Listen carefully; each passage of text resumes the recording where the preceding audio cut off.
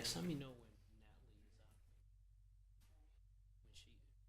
Natalie is up. When she logged in. She's already okay. I just want to make sure she still can read the AL. She said that she would.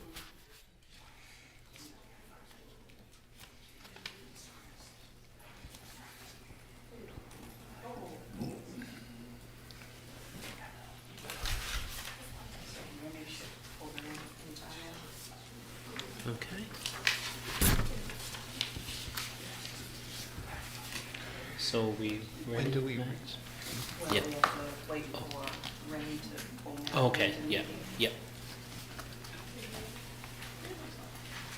do we do introduction of these folks immediately after we come back in? Later.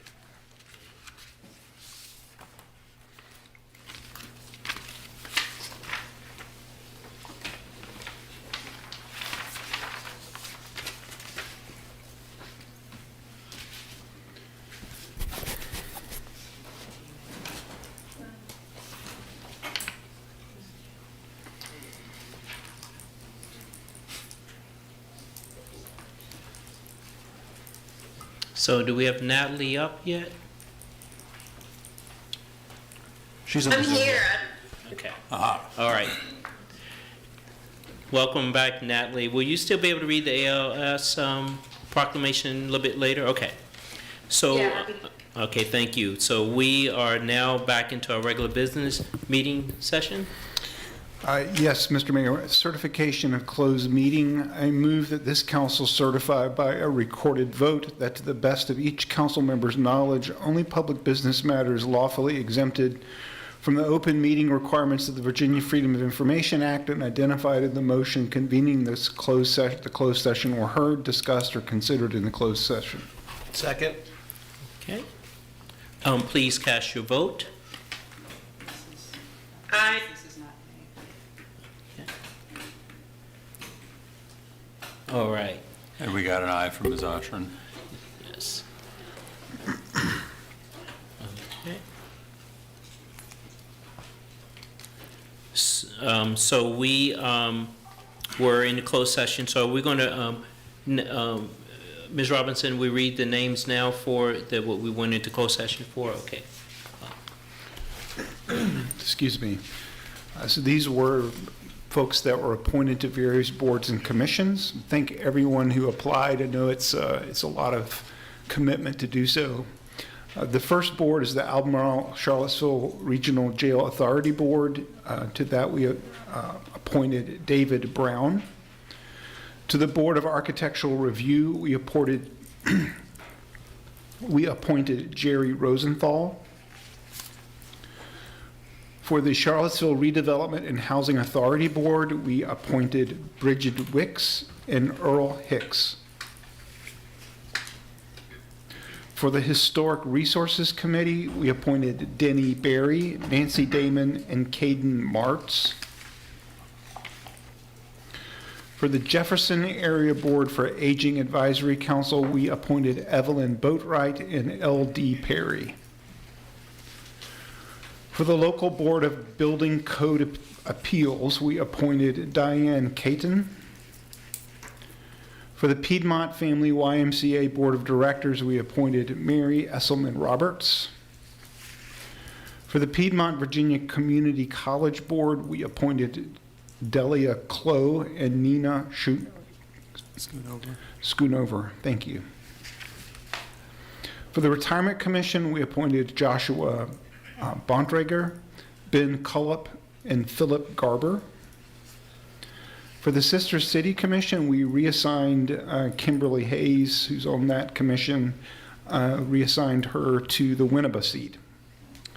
For the Social Services Advisory Board, we appointed Sherry Stewart. For the Towing Advisory Board, we appointed Agran Fazlia. And finally, for the Youth Council, we appointed Jalen Bailey, Emma Bennett McConnell, Nora Erklins, Madeline Clotfelter, David Daring, Dashel Dashiell Jackson, Zena Parker, and Alex Zimring. And the following were removed from the Youth Council: Sadia Hamilton, Roman Sims, and Ezar Zahid. Okay.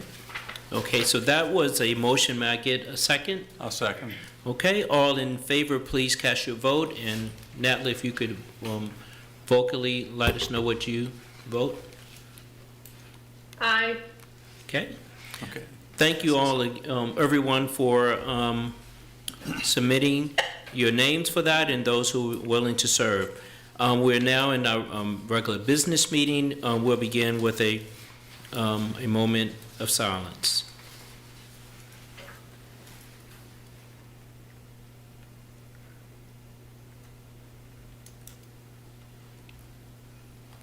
Thank you all very much. Are there any announcements?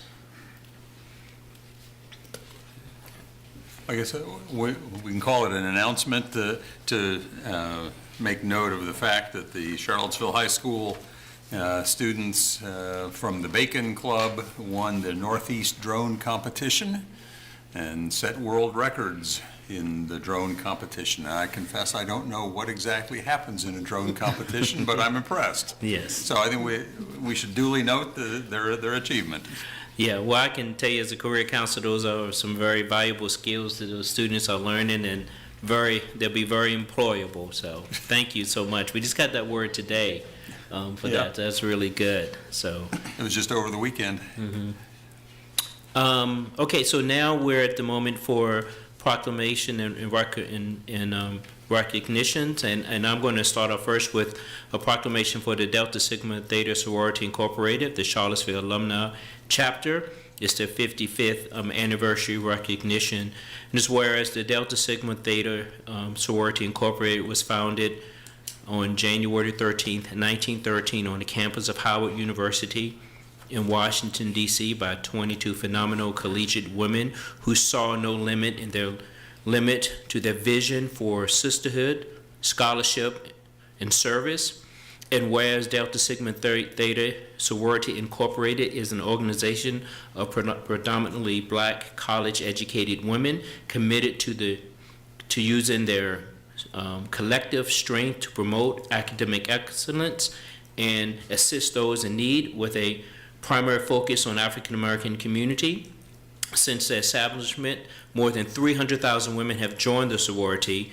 It is a sisterhood that has over 940 collegiate and alumni chapters located in the United States, the Bahamas, Bermuda, Canada, England, Germany, Japan, Jamaica, Liberia, South Korea, and the Virgin Islands. And whereas the Charlottesville Alumni Chapter was chartered on June the 7th, 1969 by 12 local members of Delta Sigma Theta Sorority Incorporated who were committed to improving the political, education, and socio-economic condition in the Charlottesville city and surrounding areas through the 5-point programmatic thrust: economic development, educational development, international awareness and involvement, physical and mental health, and the political awareness and involvement. And whereas the Charlottesville Alumni Chapter has clearly distinguished itself as a public service organization that boldly confronts the challenges of the African American and hence all Americans and citizens of Charlottesville for 55 years in realizing its mission. And the Charlottesville Alumni Chapter has developed and implemented a wide range of programs with special emphasis in the areas of education, health, international development, and strengthening of the black family. Recognizing the achievement of African American students, providing over $10,000 of scholarships to high school students participating in community cleanups and presenting cultural enrichment opportunities, which are ongoing activities. Now, therefore, the Charlottesville City Council takes great pleasure in recognizing the Charlottesville Alumni Chapter of Delta Sigma Theta Sorority Incorporated on its 55th anniversary celebration, June 7th, 8th, and 9th. Y'all gonna have a good time.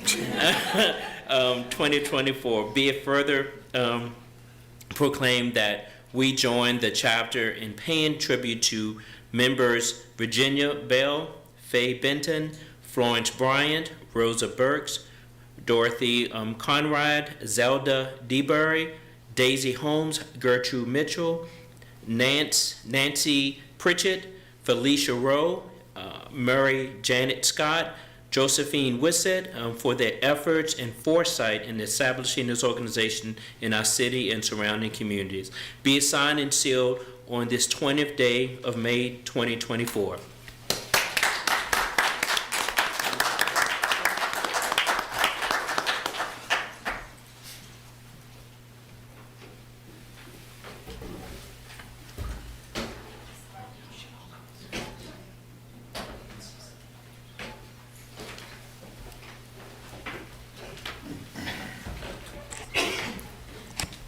Good evening.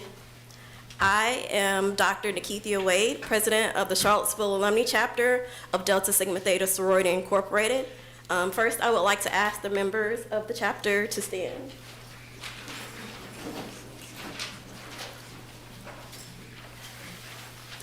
On behalf of the Charlottesville Alumni Chapter, I extend our deepest gratitude to Mayor Juan Diego Wade and the entire City Council for this esteemed proclamation recognizing our organization's commitment to public service, scholarship, sisterhood, and social welfare. Since 1969, the Charlottesville Alumni Chapter has provided services and programs such as those highlighted in the proclamation to enrich the communities in our service area, which include not only the city of Charlottesville and Albemarle County, but also the cities of Waynesboro and Harrisonburg, and the counties of Nelson, Fluvanna, and Louisa.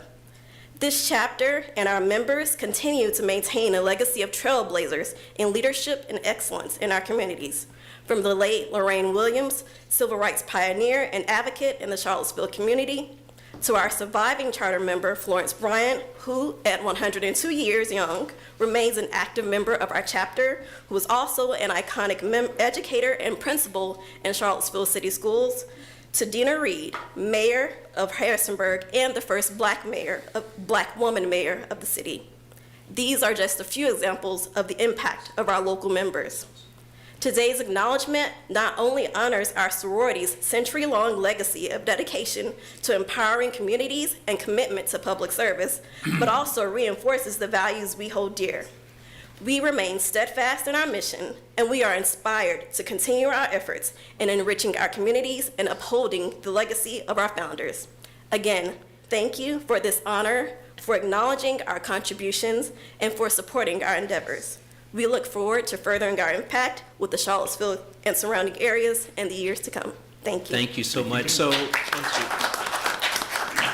Dr. Wade, I didn't realize that, and we're not kinfolk, but it's good to know we got a doctor in the family, if we were. So, Florence Bryant, when I first moved in this community, we had a mutual friend, and I stayed at her house. It was just a wonderful person, and so I'm glad that it doesn't surprise me she's still active. I would love for the ladies to come down and we can get a picture together. So, Mr., you don't mind taking a picture?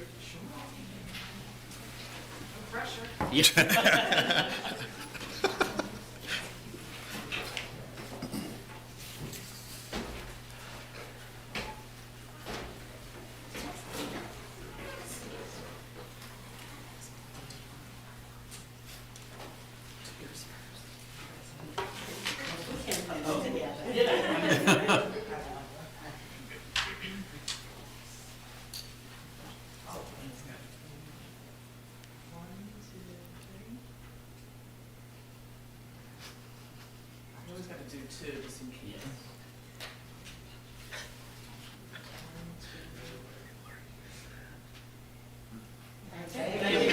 Let me get one on Mr. Wade's phone. Or it's actually not his phone, it's my phone. Here. 1, 2, 3. Wonderful. Thank you. You're welcome.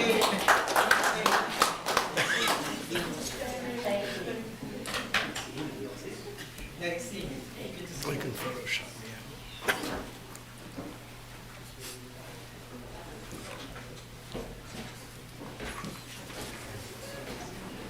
me. Thank you. And Natalie, are you prepared to read the ALS Awareness Month? Yes, and am I coming through clearly? Yes. Okay, great. Amyotrophic Sclerosis Awareness Month 2024. Whereas amyotrophic lateral sclerosis, ALS, known by many as Lou Gehrig's disease, is a progressive fatal neurodegenerative disease in which a person's brain loses connection with the muscles, slowly taking away their ability to walk, talk, eat, and eventually breathe. And whereas every 90 minutes someone is diagnosed with ALS and someone passes away from ALS on average, patients with ALS only survive 2 to 5 years from the time of diagnosis. And whereas people who have served in the military are more likely to develop ALS and die from the disease than those with no military. And whereas securing access to new therapies, durable medical equipment, and communication technology is of vital importance to people living with ALS, and clinical trials play a pivotal role in evaluating new treatments, enhancing quality of life, and fostering assistive technologies for those living with ALS. And whereas ALS has no cure, our commitment to accelerating the pace of discovery remains unwavering, fueled by the hope that one day ALS will be a livable disease for everywhere until we can cure it. And whereas we celebrate the 10th anniversary of the ICE Challenge through a renewed commitment to galvanize public awareness and support funding leading significant investments in ALS research, and the ALS Association, as the largest philanthropic funder of ALS research globally, has committed over $154 million to support 550 projects across the United States and 18 other countries. And whereas ALS Awareness Month increases the public's awareness of the dire circumstances surrounding ALS and acknowledges the terrible impact this disease has on the person, their family, and the community, and recognizes the research being done to eradicate this disease. Now, therefore, the City Council proclaims the month of May 2024 as ALS Awareness Month. We call upon the community to join in supporting ALS research, advocating for increased funding, and standing in solidarity with those affected by this relentless disease. Signed and sealed the 20th day of May 2024. Thank you. Do we have anyone here this evening from ALS? We'll be sure to get it to them. Thank you, Natalie, for reading that. Lloyd? Next proclamation is that this is Public Works Week. Whereas Public Works professionals focus on infrastructure, facilities, solid waste, street maintenance, engineering, and traffic field operations and services to make Charlottesville's quality of life better for people to live, work, play, and visit. And whereas these infrastructure, facilities, and services could not be provided without the dedicated efforts of Public Works professionals, who are engineers, managers, skilled tradesmen, skilled tradespeople, I suppose we should say, equipment operators, and employees at all levels of government who are responsible for rebuilding, improving, and protecting public buildings and other structures and facilities essential for our community members. And whereas the Public Works Department maintains 160 miles of streets, 155 miles of sidewalks, over 1,500 ADA ramps, 75 traffic signals, 13,000 traffic signs, 70 buildings consisting of 1.6 million square feet, and 645 vehicles and pieces of equipment. And whereas the Public Works Department manages the engineering, project management, and construction to include $157 million for transportation projects and a $221 million 5-year capital improvement program. And whereas it is in the public interest of Charlottesville to gain knowledge of and maintain an ongoing interest and understanding of the importance of public works programs in their respective communities. And whereas the year 2024 marks the 64th annual National Public Works Week, sponsored by the American Public Works Association and the Canadian Public Works Association. Now, therefore, the Charlottesville City Council proclaims the week of May 19th, 25th, 2024 as Public Works Week in the city of Charlottesville, urging all community members to join in activities, events, and ceremonies designed to pay tribute to our public works professionals and to recognize the substantial contributions they make in advancing quality of life for all. Signed and sealed this 20th day of May, 2024, Juan Diego Wade, Mayor. Thank you. And I see our Public Works Director here.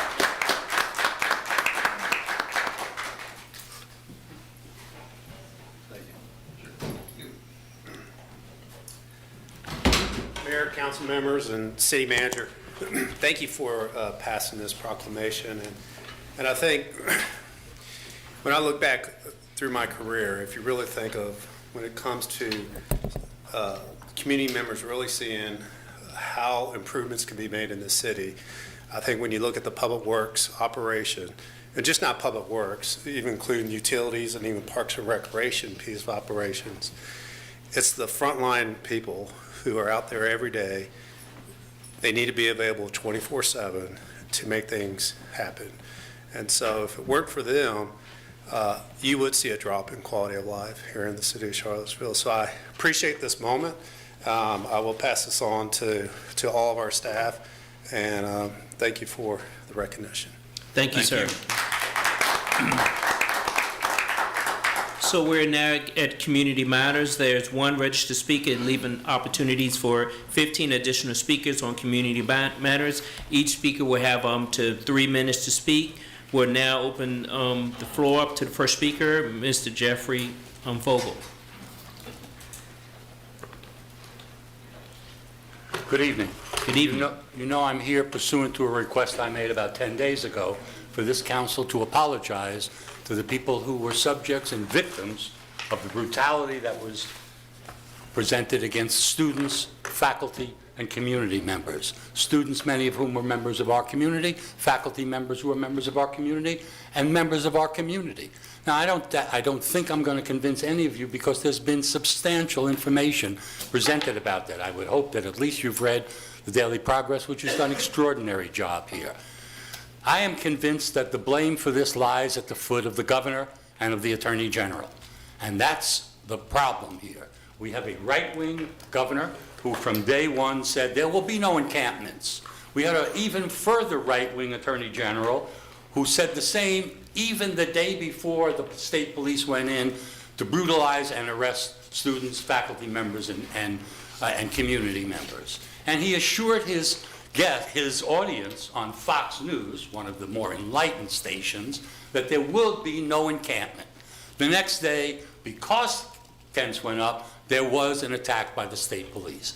Now, the university has claimed it wasn't about the tents. It was about the threat and danger that we were faced from certain events. Well, let's just recount a couple of those events. Number one, people had used umbrellas in a threatening fashion against Chief Longo. Not true. I've watched 3 different videos from 3 different angles. Nobody threatened Chief Longo at all. He walked away in frustration because they wouldn't talk to him, but there was no threat. The second was the claim that when the state police came, the protesters held up umbrellas in a threatening fashion. Simply not true, and you can prove it by looking at the video. And when there were umbrellas that were held up for self-defense, the police just came and ripped them out of people's hands. Nobody resisted that. And finally, of course, we have the statement by the chief of staff of the university that the proof that there was danger there was Kristen Finn, the one person who was arrested for punching a police officer that the prosecutor dismissed within a week. It wasn't true, and it was used as justification. I don't care how much they tell you to the contrary. I don't think Jim Ryan had a choice except for the timing. This was dictated by the governor and the attorney general. My request to you is not to point the finger necessarily at anybody, but to recognize that resources from our community, resources from our taxes, were used as part of this approach. And I understand the situation that Chief Kochis finds himself in. You cannot refuse another law enforcement agency that you work with on a regular basis, certainly not if you expect them to ever help you. So I don't think it's a time for pointing fingers. I simply think it's a time for an apology to those who were badly affected by something that never should have happened. Thank you. Thank you very much. Are there any other speakers at this time, public speakers on public matters? And I'll just say, sorry. Oh, I wasn't sure if Don was raising his hand, giving him, okay. Oh, yeah, and I'll just say very briefly, I've expressed it, and I'm happy to say it again. I apologize on behalf of everyone who is subject to that police action. I think that kind of use of force, including against members of the press on peaceful protest, is chilling to peaceful the peaceful expression of free speech, as well as very serious charges being levied at members of our community that were subsequently dropped, assault of an officer, because it was found that there was no evidence at all for it. So I'm happy to apologize and say that it was highly inappropriate.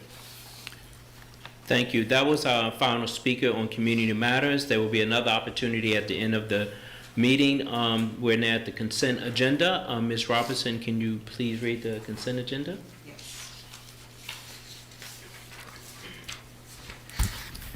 Consent agenda, 3 minutes, February 20th, regular meeting. Resolution appropriating a grant of public funds for housing assistance to low and moderate income homeowners within the city of Charlottesville, $1,295,000. Second reading. Okay. Is there a motion to adopt the consent agenda? I would move for adoption of the consent agenda. Second. Can we vote? Natalie, you have to vote. Yes. Yes, okay. Okay, the motion passes 5-0. We next are at the city manager's report. Yes, sir, Mayor Wade. Have a couple of items for this evening. First, we're going to allow Courtney with the Convention Visitors Bureau a redo. I think we have 2 videos teed up to play that we were unable to have played during her presentation during the 4 o'clock session at the last meeting. And Courtney, if you want to say anything in advance of that, you can. I was just going to say thank you. I appreciate the opportunity to play the videos, and happy National Travel and Tourism Week. Oh. All right, very good. Okay, you can play the video. Thank you.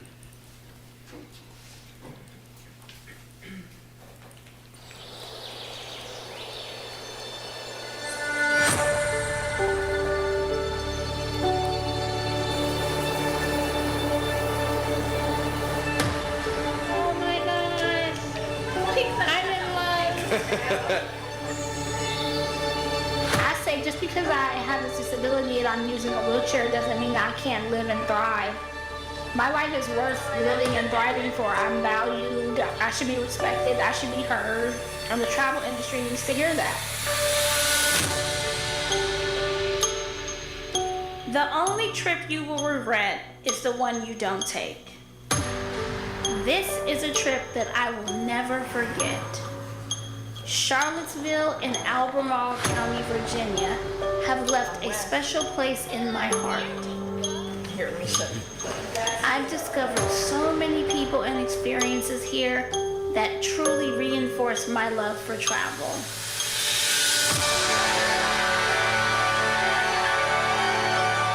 There is so much to do and see. From wine tastings at beautiful vineyards to immersive art and cultural experiences. Oh, this is gorgeous. My soul feels refreshed.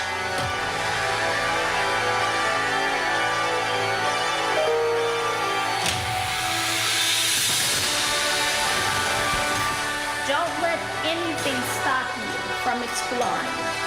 You are not limited to the walls within your home. You will never know what you're capable of until you try. And you will only regret the trips that you don't take. And let me tell you, this is the trip that you need to take.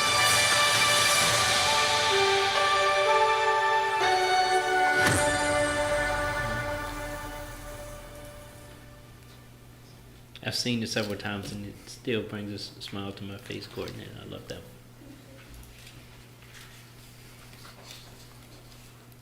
Was there another one? Yeah, there's a second one. Okay.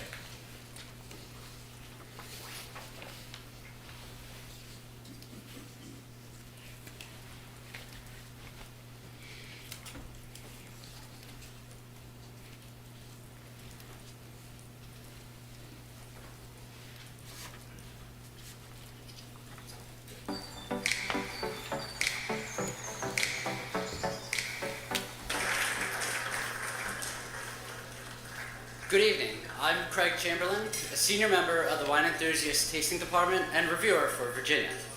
Today we're recognizing Charlottesville, Virginia for its place in American wine history.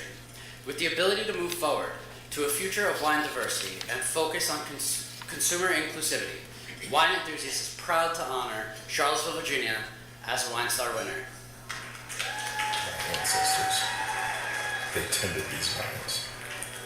They tilled this land with their hands, and now world-renowned wine is where we land. What makes us unique, you ask? Inhale, breathe it in. What you'll smell is the sweet promise of Petit Manseng and the bold defiance of the Norton. Each of these grapes tells a tale. Each vineyard, a chapter in the birth of a nation.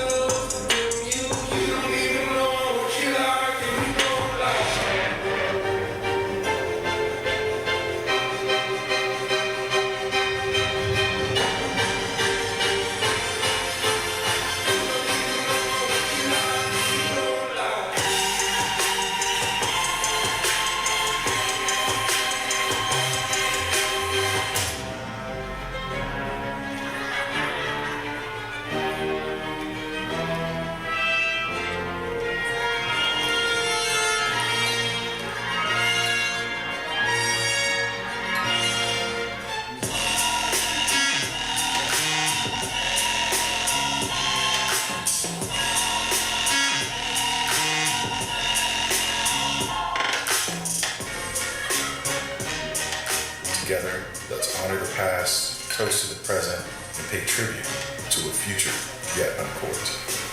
Here's to the land, the legacy, and our historic vines and new roots. Congratulations, Charlottesville. Please welcome Courtney Kikation and Brantley Ussery.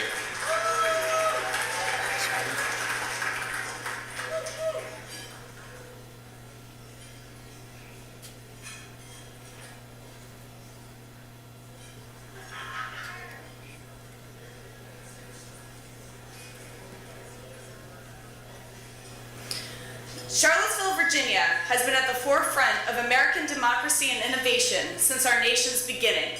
Collaboration and the determination to succeed are hallmarks of who we are. Our wine embodies this spirit. Just like our Cab Franc, we stand well on our own and also mix well with others. After decades of pouring our passion into the land and our craft, we are now stepping into the world spotlight. Historic vines, new roots. These 4 words speak to the heart and history of our region through the lens of wine. Our roots have grown strong despite the storms we've weathered. And the work that we're doing has paved the way in making wine more accessible, inclusive, and approachable for everyone. It is this intersection of phenomenal wine, grit, and approachability that has led to this recognition today. By showcasing Charlottesville and the Monticello AVA as a welcoming and inclusive wine region for all, we have made our community proud, attracted new audiences, and dispelled myths about who we are. This recognition is a testament to the dedication, passion, and outstanding quality of the wines produced by our collective efforts. Our phenomenal grape growers, winemakers, and visionaries who have seen the potential and possibilities in our terroir and innovated such beautiful wines are sitting right back there. We give you so much love. Thank you, wine enthusiasts, for recognizing this work in our wine region at this unprecedented level. We are overwhelmed and blessed to be recognized in this way. Thank you on behalf of Charlottesville and the Monticello AVA. Cheers to all of you and to the future.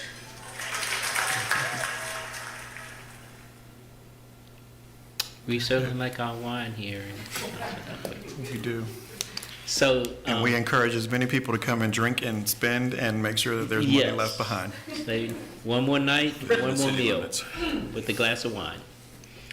So thank you, Courtney, and sorry for the technical issues before, but I am glad that the community can see this, you know. And so I wasn't sure if you had anything else to add. I know you talked before, so thank you again for making it so safe. Thank you. Next up is, we're getting a report on KYIP.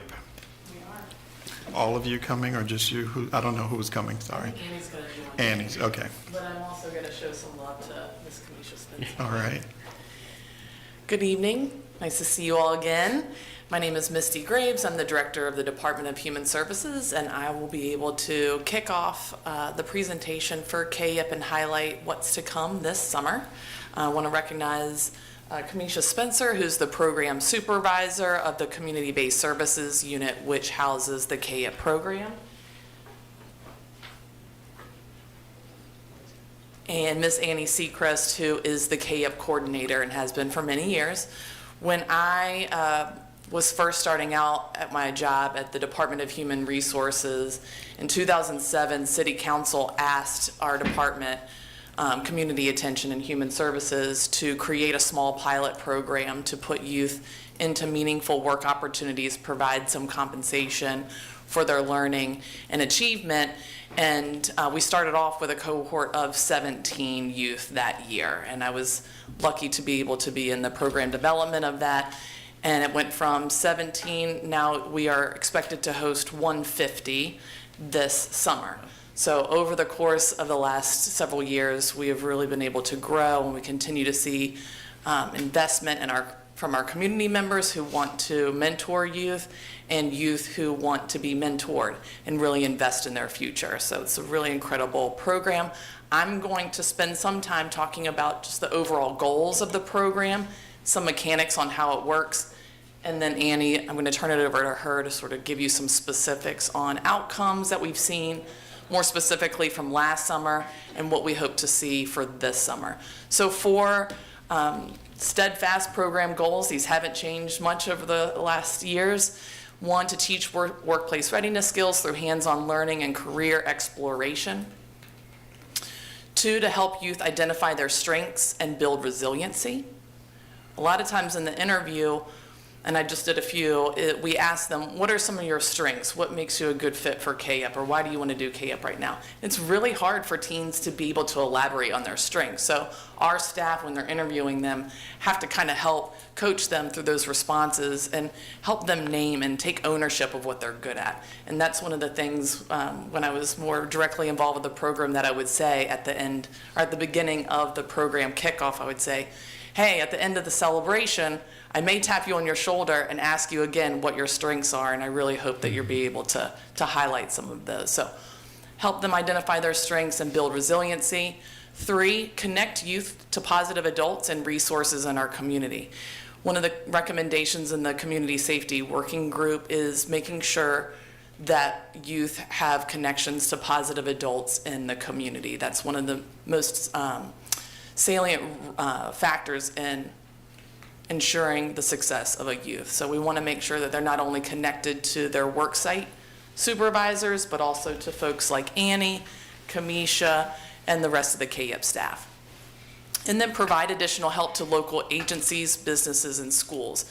There's no requirement for agency, business, or school to have to pay to participate in KYIP. We cover the cost through general fund contributions from council, the stipend, the experience, and the staff. The business owners or the agencies or the nonprofits, they provide the work experience and the on-the-job coaching. And so it's a mutually beneficial arrangement. And we want to be able to provide additional hours of service to those agencies and businesses. Program components. So the first thing that happens and what we're in the middle of doing right now, so our deadline to apply to KYIP for the summer session was, I think, May 1st. And we got over 220 applications for 150 slots. We weren't expecting that many applications, but we were pleased that there was such a huge support from students who wanted to be involved in KYIP this year. So the first part is we interview them. So each person that interviews, all 220 of them, have an opportunity to spend about 20 or 30 minutes with one of our staff. And we go through understanding why they want to do the program, what they hope to achieve out of the program, what are some of their proudest achievements, what are some hard things they learn to overcome, and then some of their job interests. Because one of the things that happens with matching is we want to match a kid with something that they're actually interested in, because we find that it makes sure, it increases our success rate if a kid actually cares about what they're going to every day during the summer. Before they're able to start their on-the-job experience, from June 24th until June 28th, they'll be doing what's called KYIP Academy. It's basically learning some of the hard skills and soft skills that's required to be successful in the job. Communication skills, being able to identify your strengths and know what you're good at, setting your SMART goals at the beginning of the year, being able to meet your KYIP counselor, which we'll talk about next. So they have this sort of foundation. They're able to learn and grow from their peers, and they sort of have that a little boost of confidence before they start their on-the-job learning. So we're not just picking them up and dropping them off at the doorstep of a business owner. We are making sure that they have some relationship and some context to be successful on the way. Which leads me to one of the key ingredients why KYIP has been so successful for so long, is that every single intern that's accepted into the program gets a KYIP counselor. It's our part-time seasonal staff on our staff. They visit with the site on the job once a week. They meet with the youth and say, hey, how's it going? What's working? What's not? What do you need help with? What are you learning? And they sort of catalog those experiences, help the kid reflect back on what they're doing. They also meet with the supervisor at the job to make sure, hey, how's it going for you? Is this working for you? What are some things that I can provide as far as additional support so that the youth is successful in the end of 6 weeks? And then the third component is measuring progress. So this is a performance-based stipend that they earn. This year, we have made a program decision to increase the stipend pay to $15 an hour for the 20 hours that they work. So this is more in line with our equity principles and our wages for city, beginning staff, and so in livable wage. So we wanted to be able to offer that to the youth because we don't want any sort of financial obligations to be a barrier for them to join on to KYIP. And we found that this adjustment in the stipend has been able to increase interest for kids to participate in the program. But it is performance-based. So those KYIP counselors that I was talking about, if someone is needing some additional coaching, they're not showing up on time, they are not doing their work, then they may get some deductions out of their performance stipend. So I'm going to turn it over to Annie to talk about summer. So just a brief snapshot into summer of 2023. 69% of our youth reported receiving free and reduced lunch. 100% of the youth that participated said that they would recommend KYIP to another youth. 94% of parents and guardians believe that participating in KYIP was beneficial to their child. And 100% of our site supervisors, who are our partners, would recommend KYIP to another agency, program, or business. Just saying, we had a 86% increase in program participants from the summer of 2022 to the summer of 2023. And we similarly project this, this increase is projected for the summer as well. We're looking at about 86% for the summer. In addition to this, we are excited to have 73 site partners who are already committed to partnering with us this summer, with 28 of those being new sites. The City of Charlottesville continues to be a wonderful partner for us in terms of being able to host youth. So the Department of Social Services, the IT Department, Parks and Rec, the Downtown Job Center, Office of Community Solutions, and Office of Communications and Public Engagement, and Public Works will all be partnering with us this summer to host youth interns. So Annie, just Yes, quickly on this, would the Housing Authority be considered a city department? Are they part of one of the agencies this year? Or? So they aren't currently, but there's also different capacities in terms of everyone with different departments, and so we understand maybe if they can't host this year that they would be able to host in future years. Good. And in terms of youth applications, as Misty was saying, we have had a significant increase this year, so it's a total of 69% increase in application submissions from 2023 to the summer of 2024 so far. And I just wanted to share A few quotes that we have from participants. During the KAIP interview process, when returning interns come in, we ask them the question of, in your own words, what is KAIP? And so these are some of the beautiful things they've shared with us this year. KAIP is a place where you learn more than you think you would. It's a place where people come together and show each other how to build each other up in the real world. Another student said, KAIP was a turning point for my life. It helped me turn my life around and made me see that life was worth living, and I have something to offer the world. You were all a great group of people, always supporting youth and wanting the best for us. I hope that this summer I will get to see many of you that I saw last year and get to know you all better. We also survey parents and site supervisor every year, and so last year a parent shared with us that they think the program is amazing, and I can't imagine the coordination and dedication it takes to pull this off. They still offer individual attention to the kids and their families, and I wish this program for every community. So that is the end of our presentation, but happy to answer any questions that you have. Michael? You said Switch it there- up, I usually go on outside sometimes. You said there are how many applications for how many slots again? So currently we have 226 applications for 150 slots. And that's larger than it has been in the past in terms of that mismatch? As far as I've been with the program 11 years, and that's the largest gap that I've been aware of. Yeah, I guess there doesn't need to be an answer now, but it just makes me curious if that level of interest from the community is sustained, what in the budget or other things are necessary to kind of better meet that demand going forward. But I guess in part we'll see that over the next couple of years.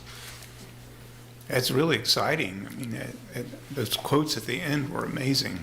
So I can see how this would be a real life-changing sort of opportunity for a young person. So kudos on your work, and hopefully as we go forward, we can continue to make investments in this. Absolutely. I just wanted to reference, I think Annie sent you all the end of summer, like the full end of summer report for more quotes like that and more of the data that she's collected with her staff from the end of summer evaluations and the participant feedback and the site feedback. There's lots of those really amazing quotes in there. So, Natalie, do you have anything? Yeah, I just have a quick clarification question. You said that they increased the pay to $15 an hour for the 20 hours of work. Is that 20 hours of work per week, or is the whole program just 20 hours and then they do something different? Good question. It's 1 week of KAIP Academy, and KAIP Academy is about 20 weeks. So it's 20 hours a week for 6 weeks total. So they have the opportunity to earn $1,800 at the end of the year, as long as they're meeting all the performance expectations and show up to work on time and work all of their full hours. So when I say the words in the interview, you'll make $1,800 by the end of the summer. The kids are like, oh, okay, this is real. This is real. So it's because of your contributions to our department from the general fund. And so we'll continue to monitor the progress and communicate with Sam. Is it fully funded by the fund, or are there contributions from the non-city businesses that contribute? Currently, it's fully funded with city council dollars, and that's historically how it has been. In order to serve Albemarle County youth, we've had to apply for additional grants in order to serve Albemarle County youth and apply to Albemarle County for those funds. So this year, we're expecting to have some small contribution from the county, and we also got a grant from the Batten Fund to be able to serve some portion of county youth. And so those county would apply through the city and then get placed in the same pool as the city youth. It's not like they're getting placed in county spots, but we're doing the vetting? Sure. So we do, they are considered in the same pool. We do have some county businesses, and so that will be considered when we do the match process of trying to make sure that transportation is not a barrier to any youth.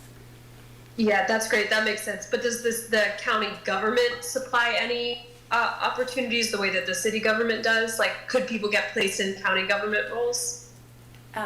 That Yeah, Juan did one. Yeah, I did it for many years until my schedule got so crazy. I had several youth with me in my capacity as a county employee, so it was great fit. Okay, and so we're making sure we get the county to help fund those, right? Yes. Only city residents are qualified for what we call a city scholarship. That's how we sort of make it work in our brain as far as breaking down the general fund contribution. So we call them city slots and county funded slots. So we make sure that those folks are in the right place, are getting funded by the right funding stream. And then for anyone tuning in who might want to open their business up to an internship position, how should they, what's the process? So on our website, there is a prospective site link where they can directly click on that and fill it out, and it will go to me, and I'm happy to reach out, and would love to talk to anybody who's interested in hosting. Yeah, I think it's important for the county because they're bigger and they have more businesses, and it's good to have their employees, their businesses involved as well, so they have a lot more businesses and things. Lloyd, did you have No anything? questions. Yeah, I think it's an awesome program. I stopped a few years ago, but the young people, many of them that I work with, I'm still in touch with. Even they've been through college and out now, and so I remain a resource for them. So it's just a great program. It was a perfect match that you all were able to match what my needs were for the Career Center, and they were able to get coaching. And they would check with me, and they would check with the students. So it was great. They really learned some skills that that they can use in college or in life. And so and you'll do a good job. You make it fun when they're going through training. And I'm glad that I was asked to come and speak to the young people again this year on the 24th. So I'm looking forward to it. It's really cool. It's fun time. Yeah, I really appreciate y'all's work. It sounds like an amazing program. This will be a busy summer. Yeah, Yes. Sounds great. Thank you so much. Thank you. Thank you. The last item is our quarterly financial report. Ms. Hamill and Mr. Vandiver.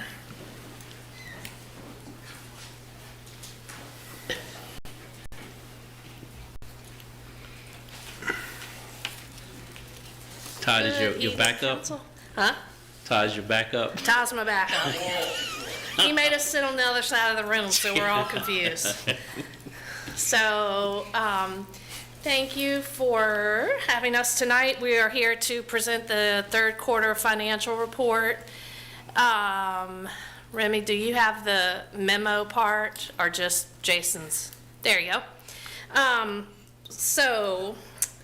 As you will recall, our adopted budget for 2024 was $228 million, just a little over that.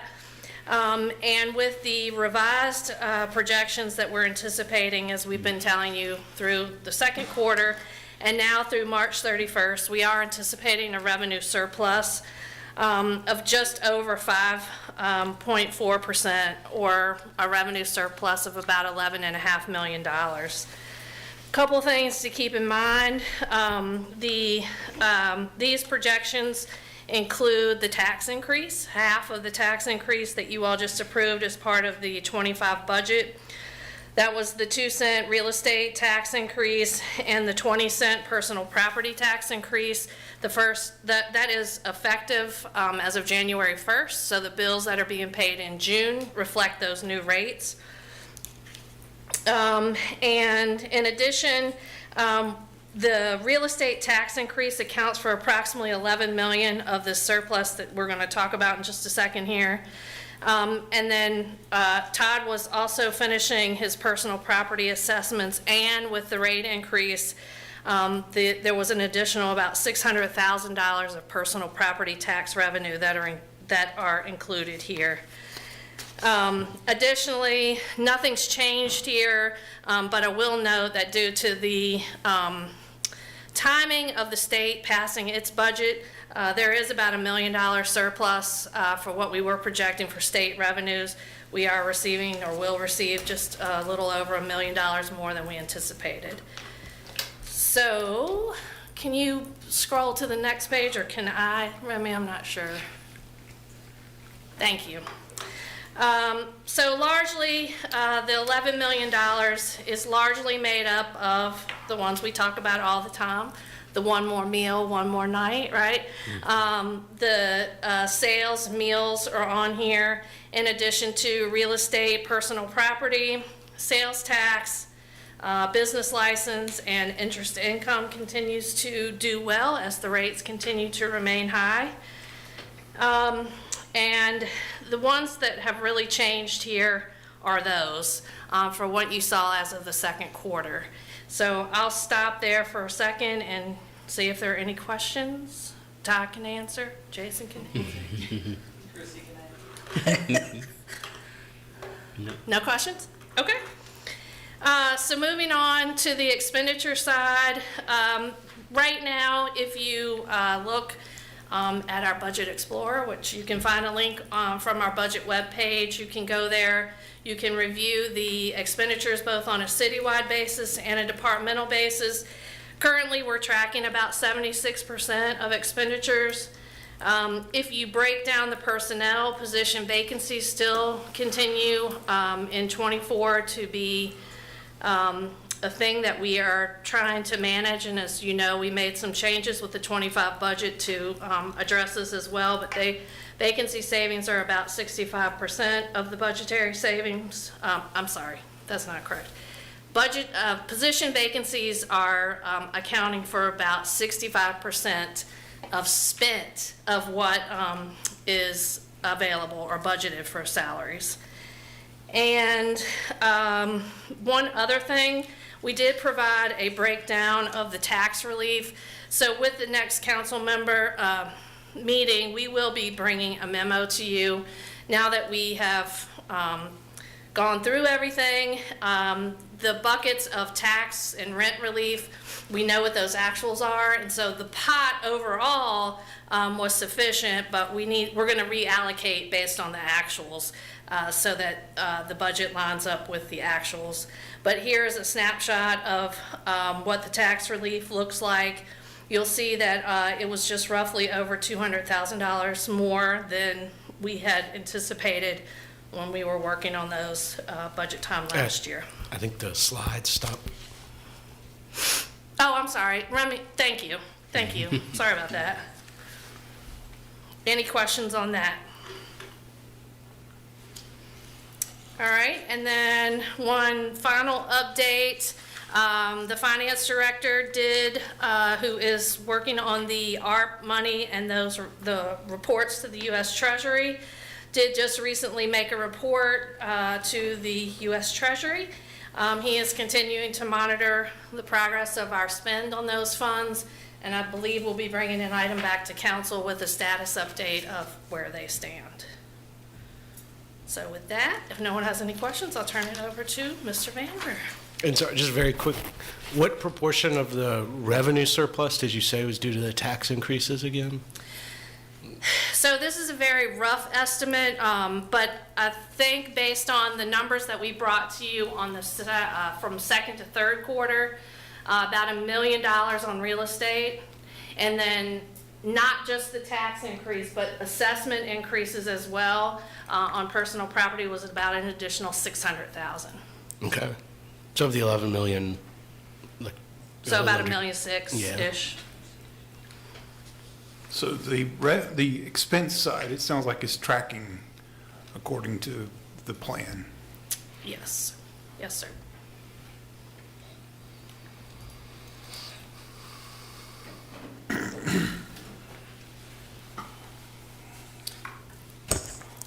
All right. Good evening, City Council. Jason Vandiver, City Treasurer.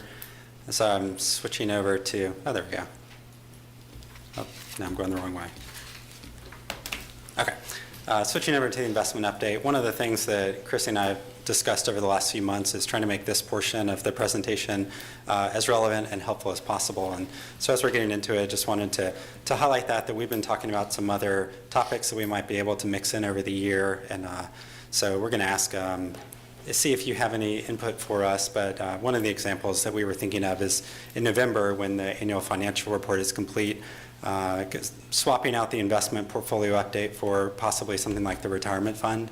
It's a fund that has in excess of $220 million in it, and it's not one that we talk about very often, so that's something that we thought we might be able to do over the next few months, and just bring some more information on that. And I know, Councilor Pinkston, you're familiar with that as you sit on the commission, but not everyone is as familiar with that item. So I will jump in here. So the first thing here, these are some slides that you've seen before that we just update each quarter, but at the end of March, the funds available for investment were just around $144 million. And I know there was some discussion about this number because it seems like it's a rather large number, but this isn't money that's just available to be spent. There are 50-plus funds that are commingled for investment purposes, from the general fund to CIP, cash balances, the healthcare funds, risk management, so operating funds for all of the utilities, those sorts of things. Just for efficiency and economies of scale, we combine those balances and invest them, so we're able to take advantages of different cash flows throughout the year. And so I just wanted to point that out, that is why that number looks high when you compare it to perhaps just the general fund balance, but when you look at all the balances on the whole across the city, that's comprised of all of those together. So this slide here is just showing some of the differences in the portfolio composition from December to March. One of the things that we mentioned last time was that rates right now are fairly elevated. We're able to achieve rates in excess of 4 or 5%. And so we've actually added some funds from our shorter term investments into some of the longer term investments. And you'll see that a little bit later. But as we do that, one of the things that we're trying to balance, of course, is liquidity in the portfolio.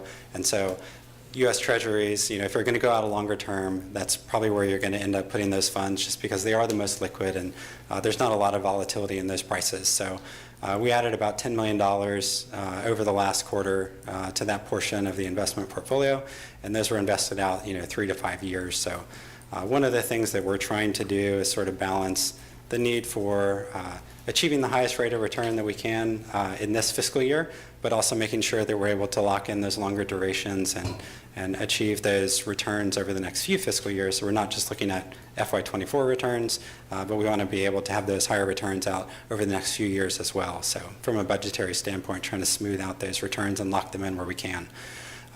One of the slides that we added last quarter was sort of this one that is from the Atlanta Fed, and they use different market indicators to sort of forecast what the market's predictions are for rate cuts. And you might remember that was approaching 100% in January.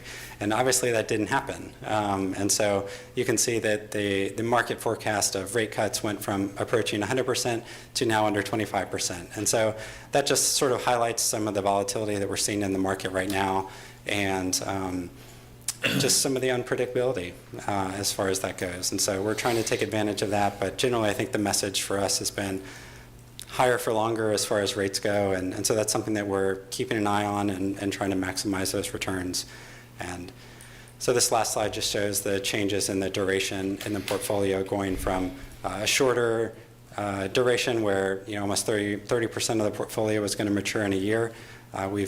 As those securities have matured, we've looked to invest them out longer term, some of them approaching 3 or 4 years. So with that, I will conclude the presentation and open it up for any questions that you might have. Any questions? Natalie, do you have any questions or statements? I do. A couple of slides back, you were talking about the moving some around and what I don't quite remember. You said something about, I think you said securities or treasury bonds or something would be the most liquid or most secure. I don't quite remember, but the important point was that you said you added $10 million to that fund. Where did that $10 million come from? Was that shuffled from somewhere else? Was that new money? Where's that moving into that new area? Sure. So this might be the best slide to show. The portfolio that we're talking about is the managed portfolio, and that's on the bottom. It's the yellow highlighted section. So this scale is rather large, but you can kind of see towards March that there is an uptick of about $9 or $10 million in that managed portfolio. And that's the portfolio that we are actively buying securities in. And that came out of our cash overnight holdings. So you can see that the orange section, which is the sweep accounts, those are our overnight funds that we have readily available access to. We took some of that, about $9 or $10 million, and put it out in the longer portion of the portfolio. Okay, thank you. Lloyd, you have any? So I'm just curious, if we are obviously we're getting better interest rates than expected, is that something that's going to come to benefit us in general fund revenues? Or is it just being socked away and? No, about 70% of it comes back to the general fund, and the rest gets allocated across other funds like utilities and risk management, things like that, that get specific allocations. But a lot of that has been built into the forecast, and I think you've seen the estimate went from about $1 million for the general fund to over $3 million in the current fiscal year. So, but yes, that is funds that you'll have access to at the end of the fiscal year. Okay, thank you. Brian, I know you live this, in the committee, but I don't know if you have any questions. No, I'm just really glad we have Mr. Vandiver looking after our money, so. Okay. Michael? I have no questions. Okay. Thank you all so much. Thank you. And two last items to close out this extensive city manager's report this evening. Deputy City Manager Marshall is not with us this evening because she is in New Haven, Connecticut, graduating with her master's in public health, so I wanted to give her a shout out for that. Yes. She did send me a picture. She has graduated. Yeah. And second, just want to congratulate Sue Moffitt on her retirement. June 1st, she will sail out on the sunset and enjoy life, not having to deal with some of us. And we wish her well in that. She has earned that retirement. At one point, there was some reference that maybe something else was going on with personnel. No, she's done. She's tired. She's retired. And she's going to live another part of her life. So we wish her well in that as well. Yeah. That is my report. Thank you. Thank you so much. It was good information. Can I say something? Yeah. Quickly? I don't mean to step on the thunder of both of those good news things, but I also this was something I was going to announce at the beginning, but then I saw it was in the manager's report. I just want to highlight that there is a Parks and Rec survey going on right now. If folks want to go to the Parks and Rec website, they can respond about, there's some general park issues you can pinpoint on a map where you want to talk about and give feedback about what you'd like to see happen in our local parks. So I just wanted to highlight that so that people can know a little bit more that there's a survey going on. Thank you. Yes, it's real important that we hear from people about the Parks and Rec and what that should look like in the future. The next item, we're in the action items. It's a public hearing for ZT 240101, a zoning text amendment to hold properties harmless for violations created through the acquisition of property for public use, and it's the first reading. Missy? Thank you, Mayor. Mm-hmm.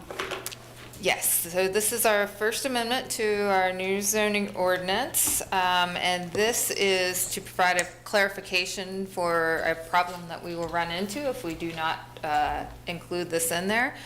It's language that allows for lots that become non-conforming because they're obtained for public purpose to continue to move forward with the rights that those lots have. So, for example, this comes up when we're doing transportation projects and we need to obtain right-of-way to expand an area where we don't have the right-of-way.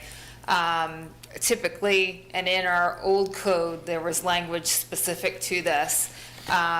There isn't in our current code, and in checking with the consultants, they thought that there was a state code provision that would allow for that explicitly, and it was determined that that was not a factor. So we wanted to clarify and make sure that we had this language in here that would assist in the work that's done when transportation projects occur, because it will make it much more difficult for folks who are trying to negotiate right-of-way to gain access to that additional property, whether it's temporarily or permanently, if the person is going to lose rights on their zoning parcel. So that's the gist of this. It is definitely worded very complicated. We worked with multiple people, including the attorneys, to make sure that this came across the way it needed to come across. And we're bringing this forward to you all this evening for public hearing. This is the first of our separate public hearings from the Planning Commission. And that's pretty much all I have. Yeah. So are there any clarification questions before I open it up, the public hearing up?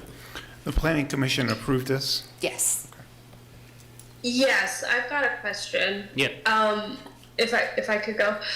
So does this mean like if we have to, in order to expand the right of way to build a sidewalk, the city is building the sidewalk, and then that makes the homeowner's piece of property smaller than the minimum lot size, like they're not in trouble? Correct. Is that what this is? Yes, Okay. that is a very good example of this kind of situation. So they're not decreasing their lot size just on a whim. It has to do as part of a public project and a public purpose. And so it allows them to not be held harm for providing for that public purpose. And who, in this scenario, if this didn't pass, who would have hold them harmed? It could come up at a point in time where perhaps someone's selling their property and they need to make sure they have clear title, and if there's not a statement that denotes that, yes, this is smaller than typically, but it is for this public purpose reason. So again, we're trying to make sure that we can, not allow for the public purpose to move forward, but not create a situation where we've impacted a private owner outside of where they should be. Okay, and so this provision, just because it is very complicated to read, I want to make sure I understand it correctly. This is not saying, or this is only applying to private homeowners. This is not saying the city is hold harmless for doing something to a private homeowner, right? So it's very specific to if their property is obtained for a public purpose. It can only be done by certain groups that have that certain legislation that allows them to do so. So it's just specific to the private property. Okay, well, what I'm trying to just clarify Okay. here is that is it writing into code that somehow the city will be able to take people's land without properly compensating them for it or something like that? Oh, no. That would, a right-of-way acquisition goes through a very specific process.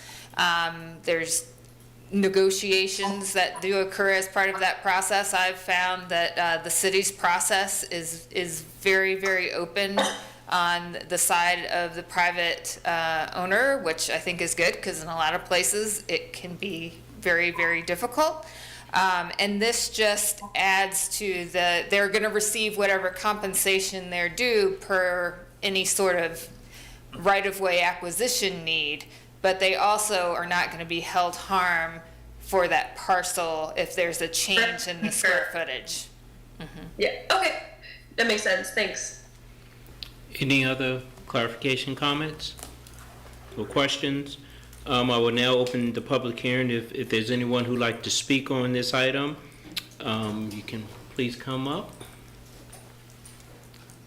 If it's not, I will close the public hearing. Is there a motion to close the public hearing? That's just something you do. I think you just close it. I'm sorry, yeah. I think this is one of two readings, so we're just okay. moving to pass it on to The next meeting. No, this is one of one. It's actually one reading. One of one? One Okay, reading. okay, never mind. I would move the resolution. Okay, Second. Second. All in favor, please vote. Natalie, how do you feel? She said aye. Aye. Okay. Okay. Thank you. Thank you. The next item we have is a public hearing for the program 24-25 first year annual action plan for CDBG and home programs, and appropriation of associated CDBG funds, approximately $438,616, and associated home funds, approximately $83,016. This is the first of two readings. Thank you, Mayor Wade, councilors, Ms. Maxwell. Thank you. So I'm very pleased to be up here to get to talk to you again about the Community Development Block Grant Program. We've recently had some activity before council, and I'm pleased to report that those projects are going wonderfully. The Blue Ridge Area Food Bank has been able to take down their refrigerator unit, and they're moving ahead on getting the newer unit installed. The Beacon Commercial Kitchen is progressing very well, and we're here tonight. Well, it's also Public Works acknowledgement, and so hopefully we'll be back before you shortly with a Public Works related project that we're very excited about. But tonight we're here to talk about the one-year annual action plan. If you remember last year, we passed the 5-year consolidated plan, and each year we're required to submit to HUD annual plan updates in which we outline specific programs that we want to follow to try to meet the goals that were outlined in the original 5-year plan. A little bit of background, the process this year, and I give all the credit to the volunteer members of the CDBG and Home Task Force, because HUD was extremely late in releasing their final allocation numbers, and so we operated in kind of a vacuum, which made actual conversations about how to move forward very difficult. We came up with a plan, a workaround for that, and I have something I can share with you with. But when the final numbers came in, there was quite a bit of change, and I'll be talking about the CDBG part, and hopefully we'll be able to loop in my colleague from the Thomas Jefferson Planning District Commission, Lori Jean Talloon, to speak a little bit more about the home portion. But when the numbers finally came in, the Community Development Block Grant Program saw a nominal increase from $410,400 last year to $438,617 this year, or an increase of a little bit over 6.86%.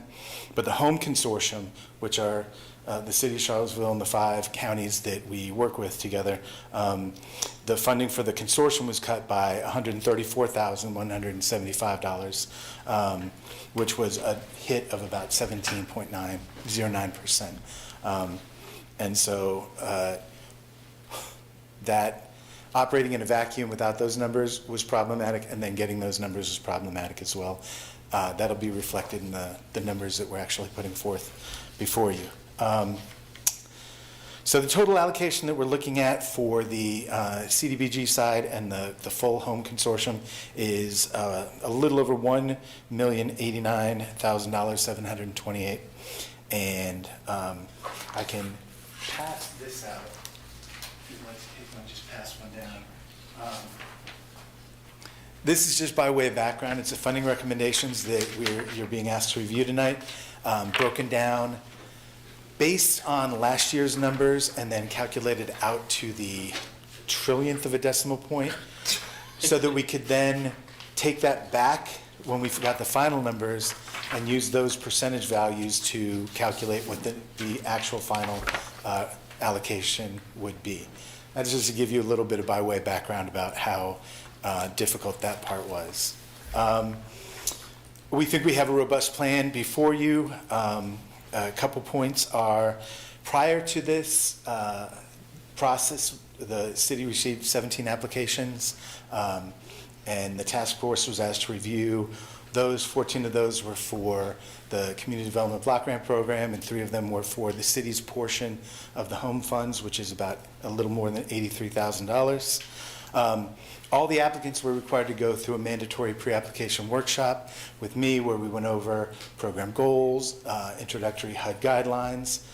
Then the applications were submitted, they were vetted for completeness, and then passed on to the members of the task force. Throughout this whole process, and even going forward, technical assistance is available for all of the applicants at any time. They can just email me or my colleague Taylor Harvey Ryan, and we can set something up for them.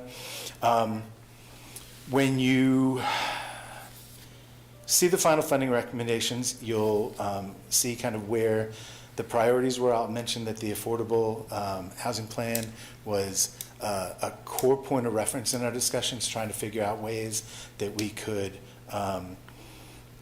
support those to the degree possible. Lori Jean, are you there? I am. Hi. Would you like to say something about the home side? Sure. Yeah, so I am Lori Jean Talloon from TJPDC. So I have the privilege of working with Anthony on this annual plan. So I'm looking at it from the point of view of the entire home consortium, which is the entire TJPD region. So yeah, I mean, in the past year, we completed 32 projects and used about $540,000 worth of home consortium funds across the board. And this year we're expecting 37, although with the funding amounts decreased, we may have to shrink that number a little bit because we created this plan based on the previous grant year's amounts, which were slightly higher.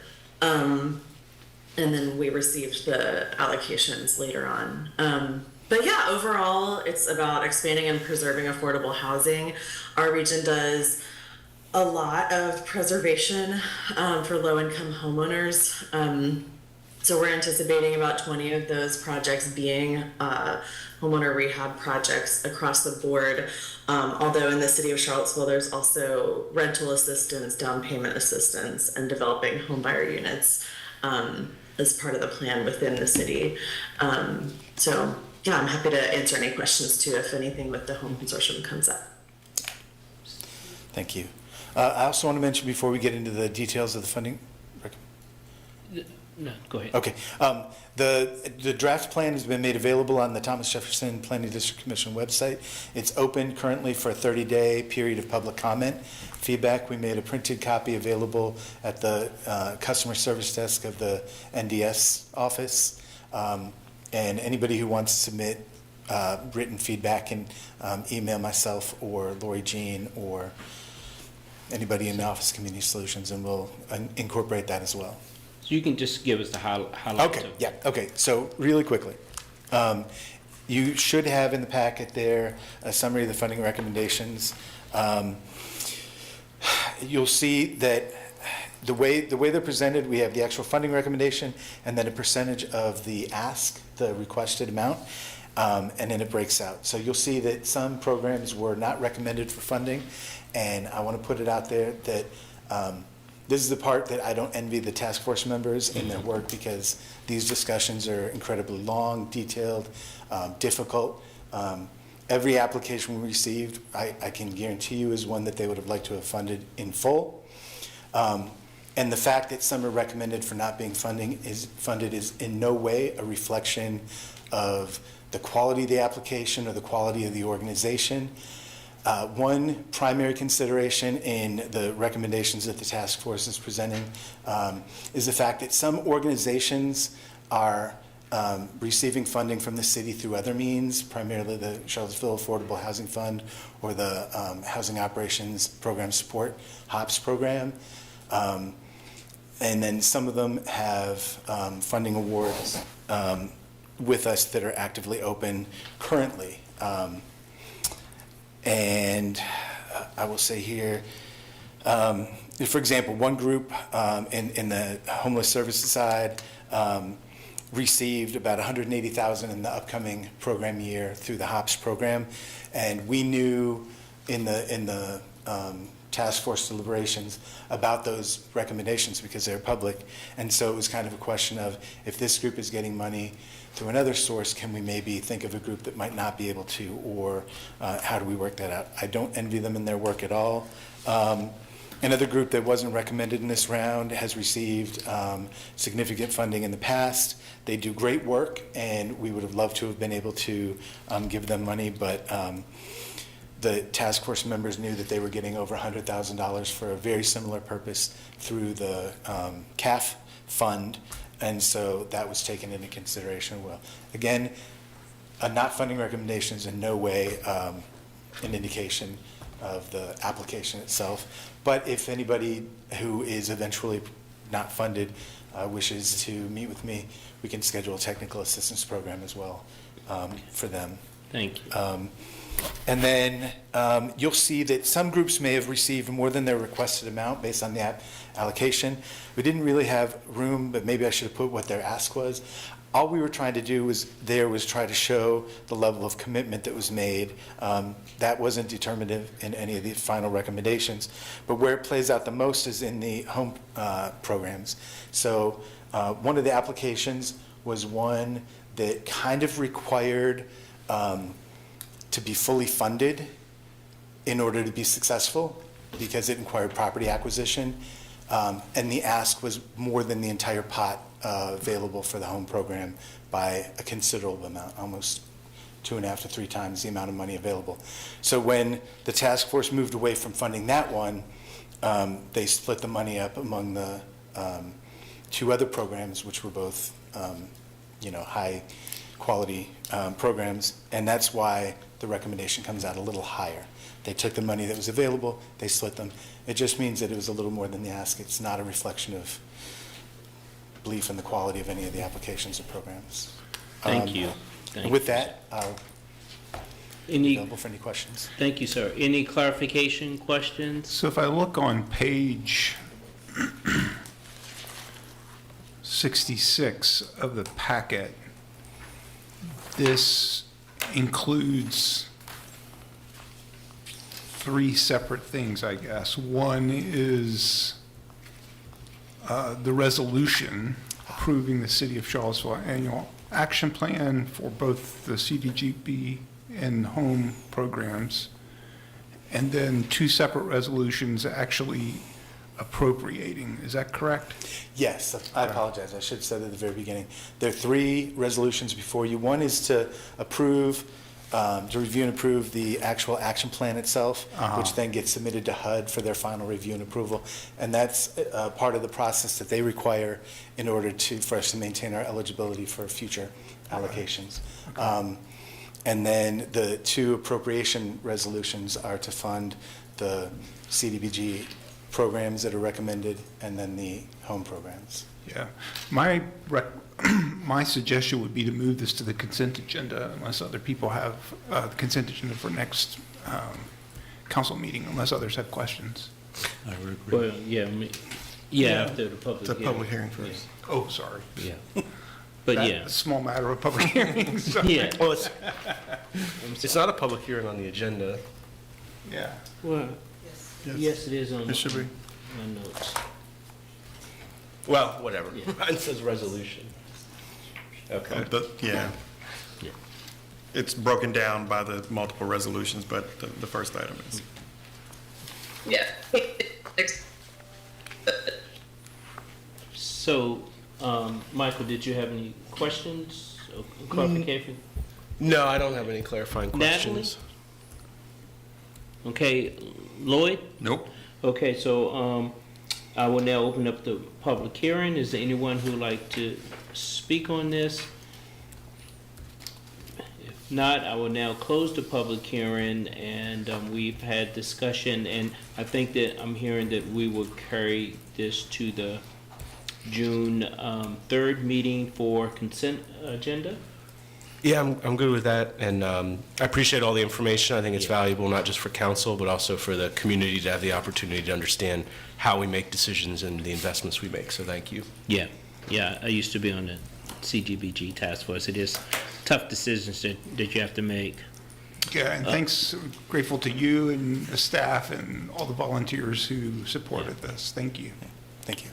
So do we have to vote on this? Nope. No, okay, I just wanted to be, we Send it will, on to the consent the 3rd, yeah, okay, I'm sorry, it's been a long day.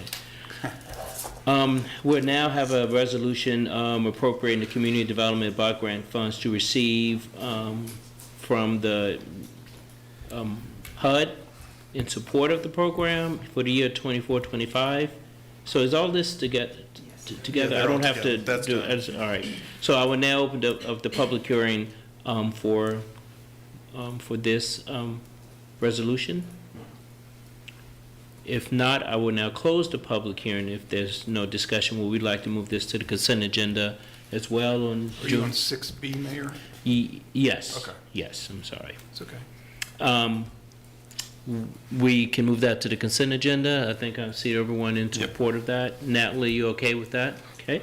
We're now a resolution for the home and investment partnership. I will now open up the public hearing for that. I see no one wanting to speak on that. I will now close the public hearing. And is there agreement to carry this also to the consent agenda on June the 3rd? I see agreement for that as well. So that is the end of the action items. Now we're back to general business. The second time for community matters. Would anyone from the public like to speak? If not, the meeting stands adjourned.